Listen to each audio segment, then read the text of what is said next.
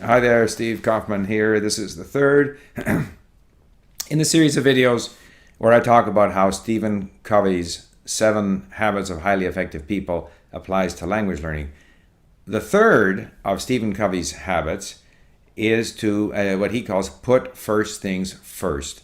Now, this is advice to a manager, and it means that if you want your people to perform well, you yourself have to be proactive and have to be a model that they can follow. He says that rule number 2, begin with the end in mind, is what he calls the mental creation. You got this idea of where you want to get to.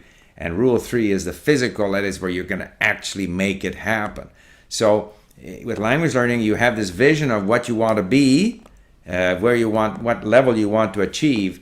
Now, rule 3 is, put first things first. In other words, make it happen. So because language learning takes a lot of time, do it every day or as close to every day as you can. And be prepared to do it for quite a while. And whenever you have an opportunity, do it.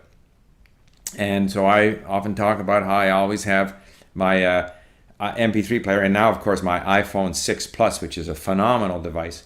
I have MP3 files on there. I have my texts in iLink that I can read. So whenever I am stuck anywhere, if I'm driving, I'll listen. But if I'm sitting in a waiting room somewhere, I can read. I can save words and phrases. I'm always with my language because I know that in order to achieve results, it's that time with the language. I don't have to be talking to someone on Skype. I don't have to be in the country. I can determine that I am going to, at every opportunity, connect with the language by putting first things first, because that's my goal. It's only by doing that that I'm going to achieve that vision that I have of myself speaking the language fluently. So Stephen Covey's advice is for a manager or for a businessman, but I think it has equal application for language learning.